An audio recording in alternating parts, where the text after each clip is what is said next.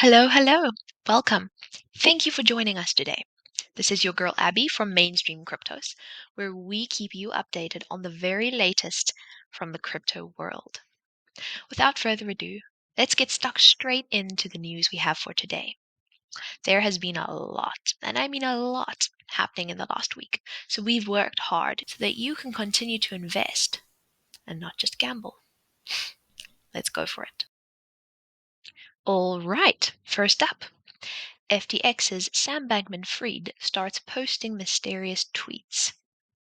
For those of you who aren't aware, Sam Bankman-Fried is, or was, and more on that later, the CEO of FTX, one of the biggest players in the crypto game. This article was published on Monday the 14th. About an hour ago, the account posted the word "what," which was followed by another tweet with the letter F. Twitter users started posting low-quality jokes and memes en masse in response to the mysterious tweets. Former federal prosecutor Renato Mariotti sarcastically commented that this is the smartest Twitter thread Bankman-Fried wrote in a week. Ouch. Earlier this week, Bankman-Fried posted a lengthy apology on Twitter, but many lawyers started warning him that such tweets could get him in even more serious legal jeopardy. Many urged the disgraced cryptocurrency mogul to stop tweeting in order not to exacerbate his predicament. The FTX former CEO is now under investigation in the Bahamas for criminal misconduct, according to a recent report by Reuters. Former CEO. Interesting. Apparently, Sam Bankman-Fried is no longer head of the FTX exchange. Let's take a closer look at this.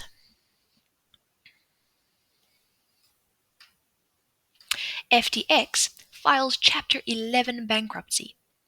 Sam Bankman-Fried steps down as CEO.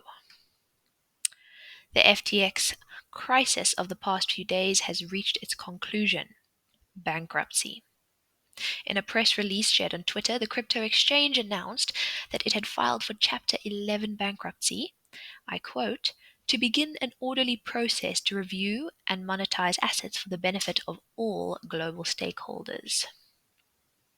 The firm's sister entity algorithmic trading firm Alameda Research, its American subsidiary FTX.US, and roughly 130 affiliated entities will also be filing for bankruptcy. It looks like a lot is going down there. The memo also announced that the firm's CEO and founder Sam Bankman-Fried is resigning from his role.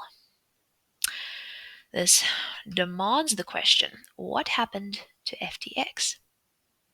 Following certain revelations, Binance CEO Changpeng Zhao wouldn't specify, Binance began selling its FTT token holdings.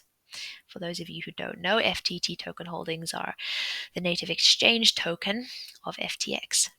Binance held these tokens as part of an equity exit from the firm in 2021. As the token plummeted, many investors began withdrawing their funds from the FTX exchange en masse, leading to FTX to pause withdrawals, causing further panic. It's Wall Street all over again, people.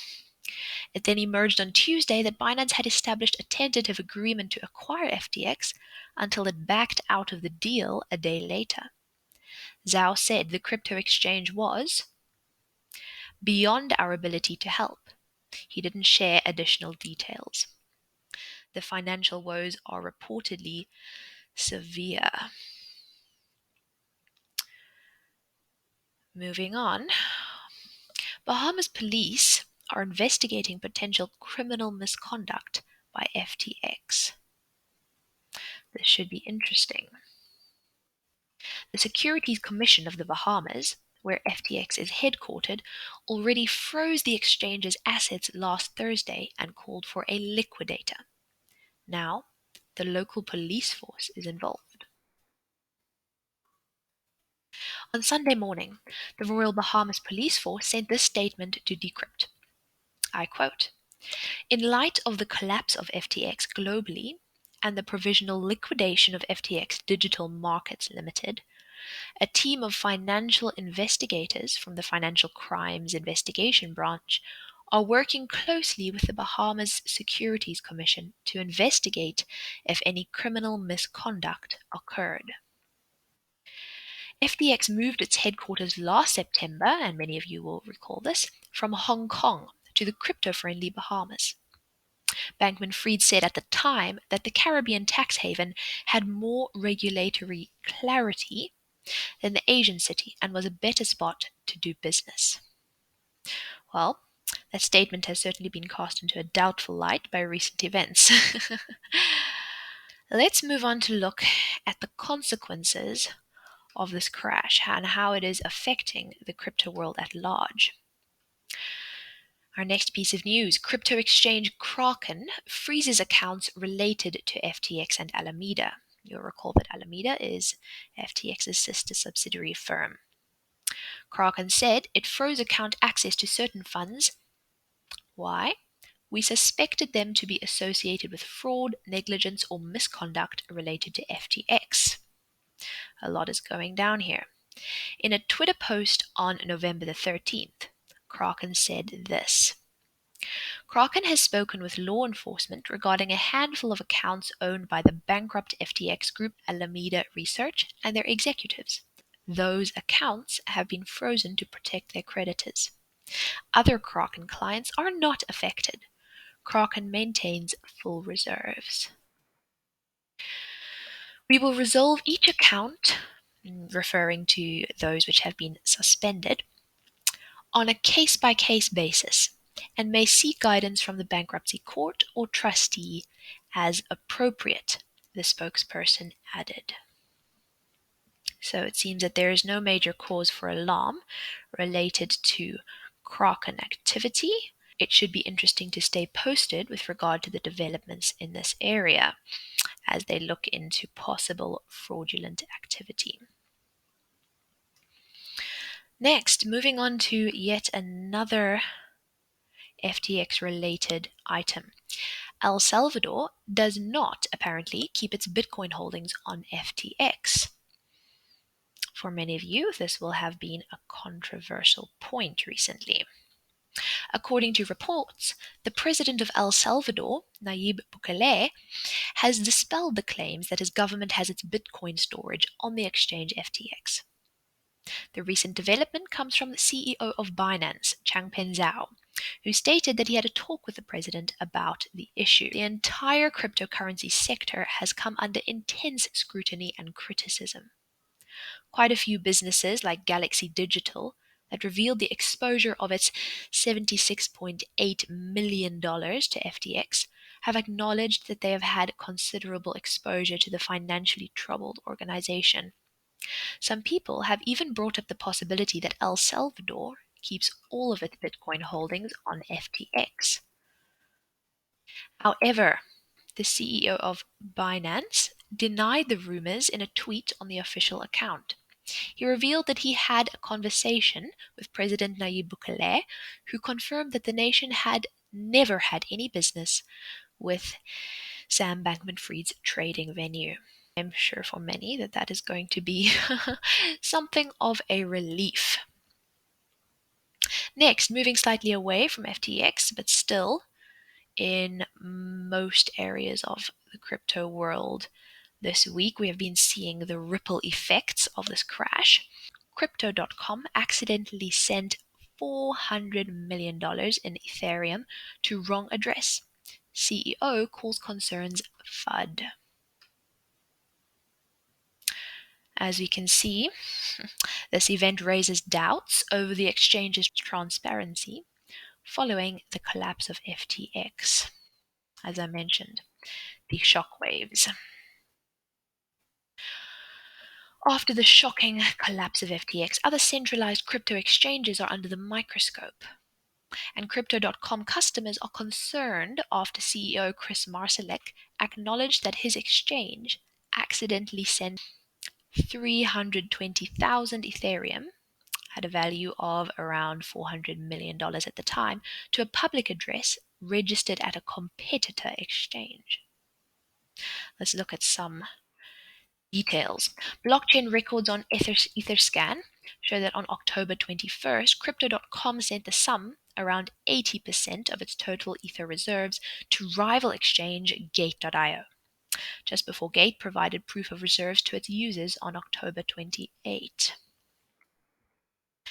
Gate subsequently returned the slightly diminished sum of 285,000 Ether, and Crypto.com released its own proof of reserves on November the 12th. An explanation was given by Chris Marsalek on Twitter on Saturday. He said, "It was supposed to be a move to a new cold storage address, but was sent to a whitelisted external exchange address. We worked with Gate team and the funds were subsequently returned to our cold storage. New process and features were implemented to prevent this from reoccurring." Marsalek added that all of the funds have since been returned and that Crypto.com's dollar balance on Gate is in the single-digit millions. In a thread blasting the resulting speculations as FUD, and just a heads up, that is a term widely used in the crypto world, referring to fear, uncertainty, and doubt, and generally unnecessitated anxiety. Marsalek shared a snapshot from Gate showing its reserves from October the 19th without the Crypto.com funds. Said, "The Ether transfers that generated so much FUD and speculation on Twitter today were made over 3 weeks ago." Dismissing the furor as mere generated anxiety. Whether that is true or not remains to be seen. Stay posted. Let's move on to examine affairs in the wider crypto world. Next up is Twitter files an application to operate as a payment processor. This should be interesting. With the sole aim of broadening its reach into the financial business, Twitter recently registered with the US Financial Crimes Enforcement Network, known as FinCEN, to become a payment processor. According to a release by the New York Times on November the 9th, the registration enables the platform to get various ways to process its payments. The registration will help businesses carry out money transfers, exchange currencies or checks, and report suspicious transactions to the agency. Although the businesses must be registered with FinCEN, as the agency won't respond to companies that lack registration. Another recent development is that Elon Musk recently acquired Twitter for $44 million, and he's made a number of modifications to the social media platform, this being one of them. Last month, Elon Musk said, "Twitter is going to be an everything app, meaning the app will be offering several services for users such as messaging, peer-to-peer payments, social networking, and e-commerce shopping. The new Twitter boss plans to remodel the app into a super chat, just like China's WeChat." I wonder what you think of Twitter being granted permission to operate as a payment processor. Let us know what your thoughts are. Pop a message in the chat and let's get that discussion going. I have a feeling it's going to be very controversial, especially if permission is granted. Our last piece of news for this week is, thankfully, completely unrelated to FTX and allows us to end on a positive note. Especially for investors related to Tether, this will be a welcome piece of information. Apparently, 82% of Tether reserves are held in extremely liquid assets, according to attestation. Some stats. The USDT issuer had total assets of $68.06 billion at the end of the third quarter, exceeding its total liabilities of $67.8 billion. This is good news. Stablecoin issuer Tether Holdings Limited published its latest quarterly attestation on November the 10th, highlighting the, I quote, "extremely liquid nature of its assets at a time when crypto markets were reeling from news of FTX's apparent insolvency." Some more facts and stats. 82% of Tether's reserves were held in cash, cash equivalents, and other short-term deposits as of September the 30th, 2022. Tether's exposure to commercial paper is a form of short-term corporate debt with a higher risk profile. It has fallen to just 0.07% of its holdings. The company claims to have incurred no losses from winding down its commercial paper holdings by more than $24 billion. United States Treasury bills now account for over 58% of the stablecoin issuer's reserves. Positive things, people. Important to note that the USDT did briefly dip below its $1 peg on November the 10th, as the implosion of crypto exchange FTX roiled the crypto sector. As we were saying, shockwaves all over the place. However, Arduino urged calm after disclosing that his firm processed roughly 700 million in USDT. This was what he tweeted. Tether processed 700 million redemptions in last 24 hours. No issues. We keep going. Positive thinking. Although Tether has seen an influx of competitors over the years, it remains the single largest stablecoin by market capitalization, with 68.5 billion worth of USDT in circulation at the time of publication, according to CoinMarketCap. As such, crypto industry participants view Tether as a major bellwether of risk appetite. There we have it. Well. I was quite literally on the edge of my seat there. It's been quite a week, has it not? Thank you for joining us today to catch up on the latest. If you found this video to be helpful, please consider giving us a like and a subscribe. Pop a comment down below. We appreciate your support, and it continues to let us do what we love, bringing you the best from the crypto world. Thanks for tuning in, and don't forget, we'll be back next week.